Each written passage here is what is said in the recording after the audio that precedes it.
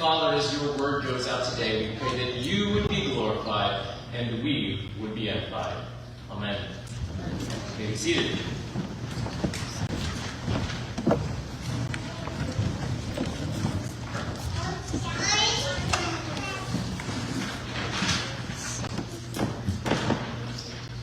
On August 16th, 2018, Aretha Franklin, the Queen of Soul, passed away after a battle with pancreatic cancer.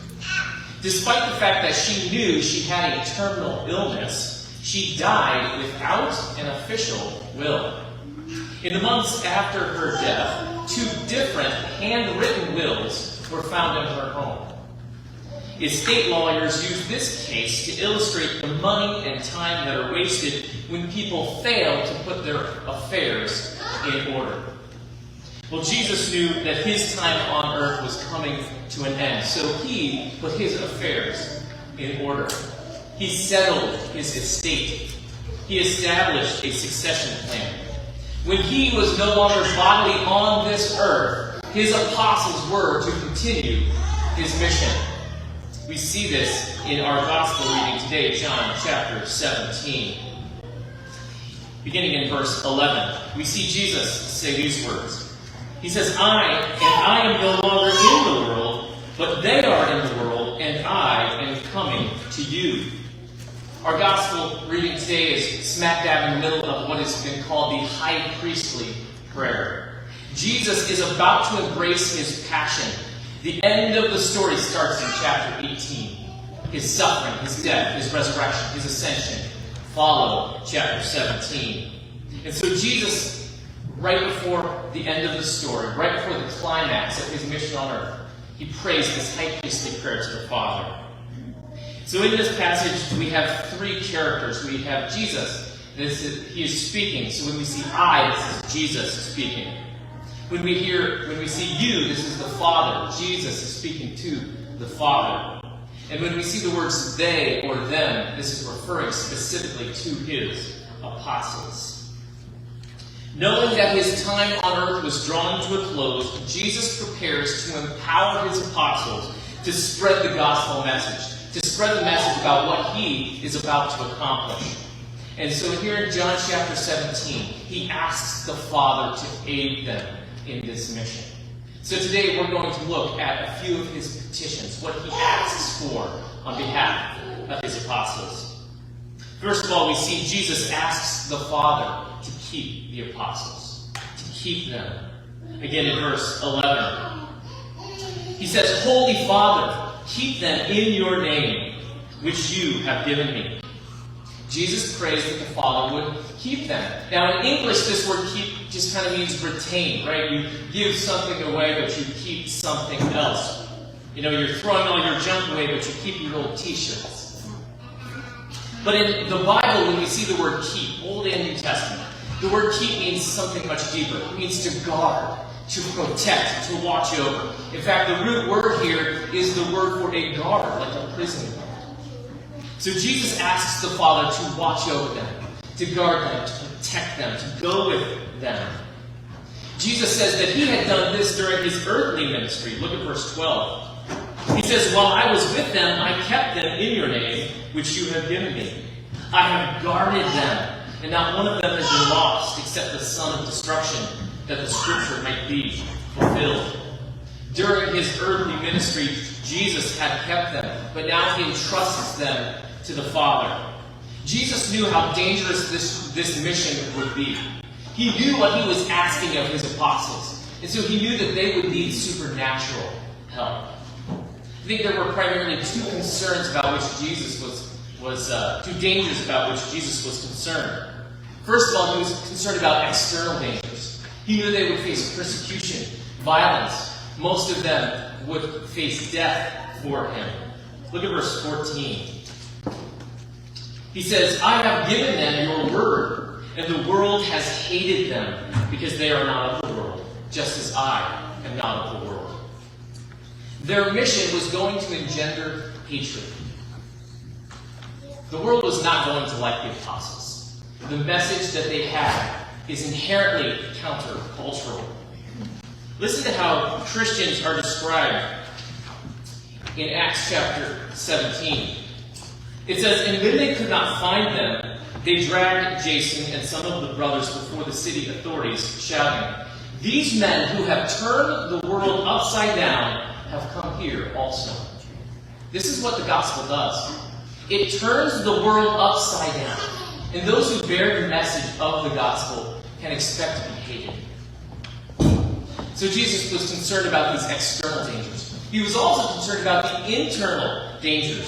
He was concerned about the temptation to sin, to apostatize, to abandon their mission.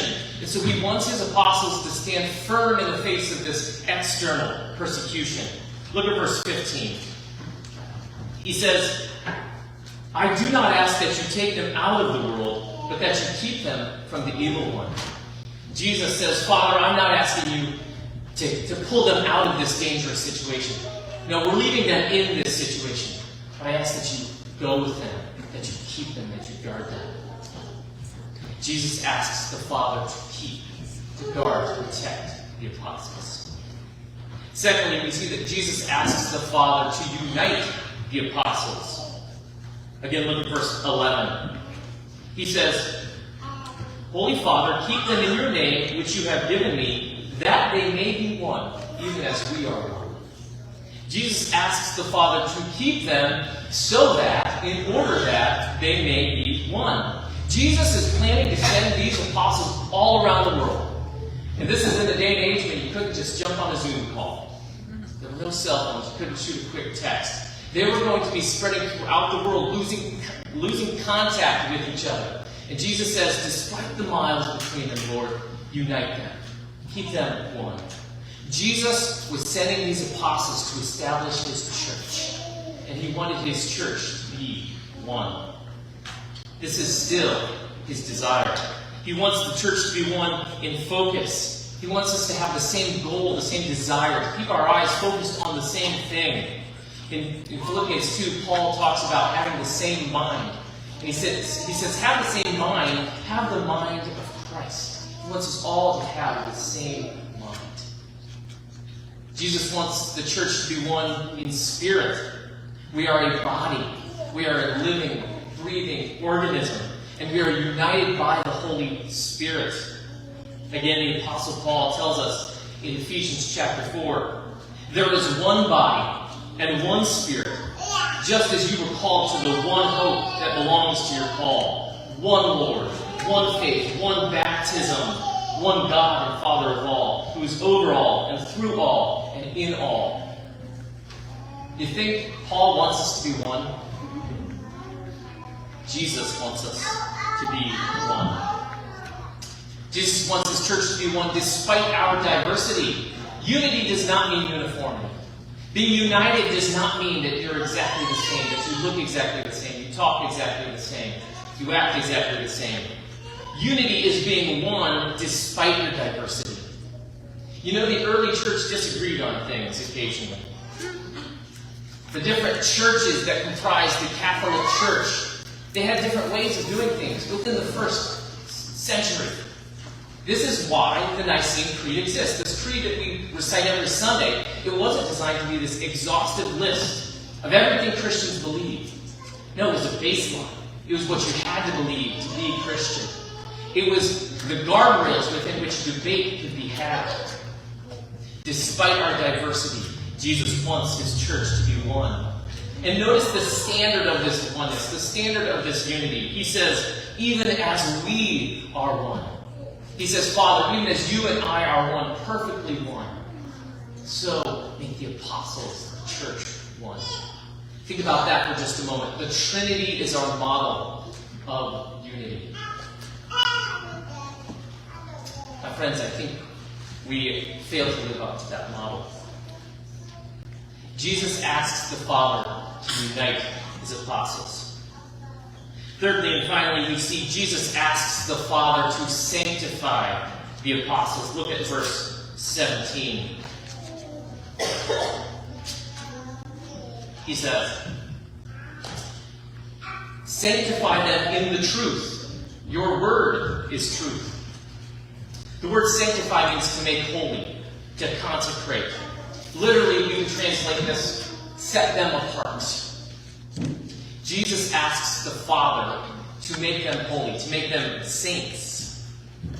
But what does it mean to be holy? I think holiness is one of the most misunderstood concepts in all of the Bible. Holiness is primarily about being set apart, being dedicated for special use. Look at verse 16. Jesus says, "They are not of the world, just as I am not of the world." This is what it means to be holy, to be separate, to be different. The opposite of holy is not sinful. The opposite of holy is common. We see this throughout the Old Testament. We have these categories of holy and profane, and many times we think of them as being being good and bad, being good versus evil, right and wrong. But that's not what holy and profane are about. It's about being set apart and being common, being normal, being everyday. Think about the room that we're in right now. This is the sanctuary. It is a room that has been sanctified, set apart for special use. We had a consecration service just a few weeks ago.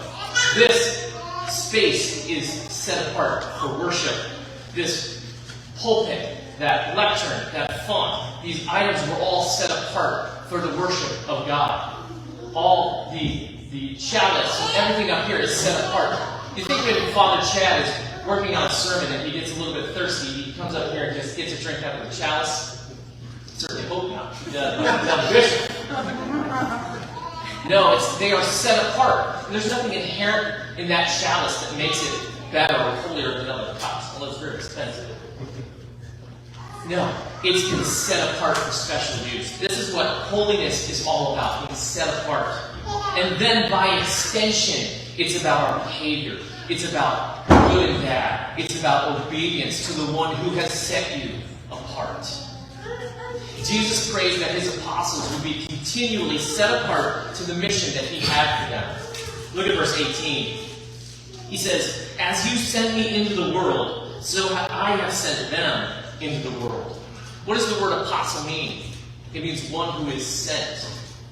Jesus came to the earth on a divine mission, and now he sends his apostles to carry out that mission. When his phase was complete, phase 1 was about to be over, phase 2 was about to begin, with the apostles being sent out. Look at verse 19. He says, "And for their sake I consecrate myself, that they also may be sanctified in truth." Now, I am no Greek scholar, but even I know that this translation is a little bit weak. There's a clear parallel here between Jesus consecrating himself and the apostles being sanctified. These are different forms of the same word. The NIV translates verse 19, "For them I sanctify myself, that they too may be truly sanctified." Jesus set apart himself to his mission, that the apostles might be set apart to their mission. This is the standard for those who have been set apart to spread the gospel. Even as Jesus dedicated himself, committed himself, set himself apart to his mission, so too ministers of the gospel must be set apart. Jesus asks the Father to sanctify his apostles. Well, you may be sitting here today going, this is a pretty easy Sunday. This is all about the apostles. It has nothing to do with me. I'm not an apostle. But verse 20 follows verse 19. And our reading is focusing, the lectionary reading is focusing on this sentness of the apostles. And so this is why we don't see verse 20, but it's important for our application today. Jesus says, "I do not ask for these only," for his apostles, "but also for those who will believe in me through their word." Jesus isn't just praying for his apostles here. He's praying for anyone, everyone, who believes the gospel because of their ministry. If you believe in Jesus today, then this passage is about you. If you are a part of the Church of Jesus Christ founded through the ministry of the apostles, then everything that we've talked about today applies to you. And this should strike us two ways. This should strike us, first of all, as a comfort. Your Savior prayed for you. At the edge of the cross, your Savior prayed for you.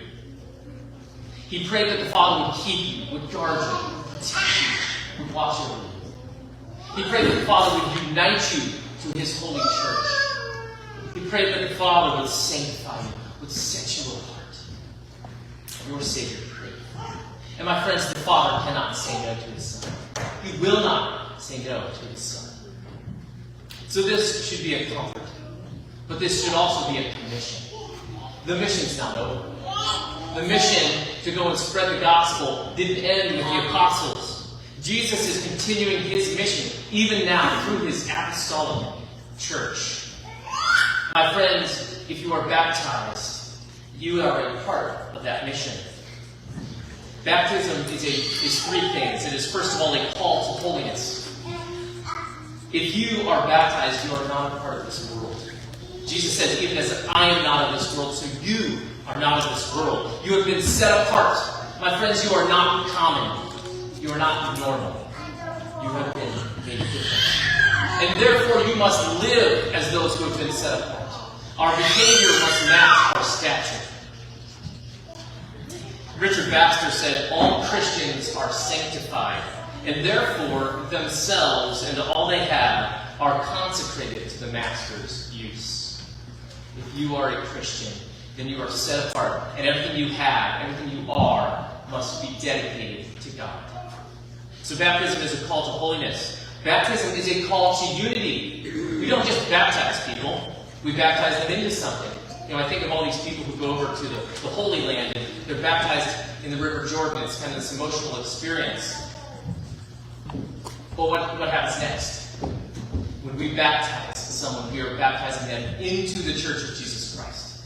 We are, through the Holy Spirit, uniting them to the living, breathing body of Christ.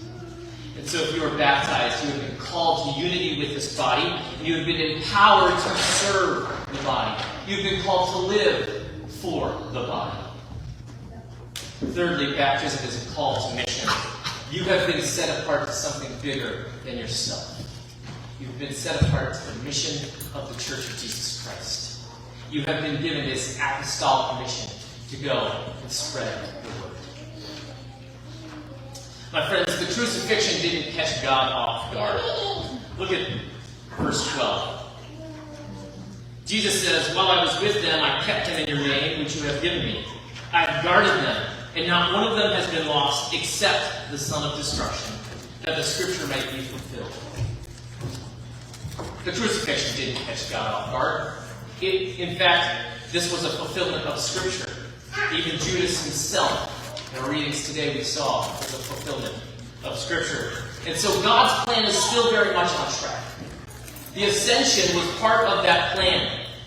God always planned to spread His gospel through man. And Jesus didn't leave His people without direction. Unlike the Queen of Soul, Jesus settled His estate. He settled His affairs. And my friends, if you are a Christian, if you are a part of the Apostolic Church of Christ, you are in the will. Let us pray. Dear Heavenly Father, we thank you so much for Jesus Christ. We thank you for what He came and what He accomplished. And dear Lord, we thank you for making us a part of that plan, working through us. Dear Lord, we pray that you would send us out, that you would empower us to spread the gospel, the good news of Jesus Christ. We pray this all in the name of the Father, of the Son,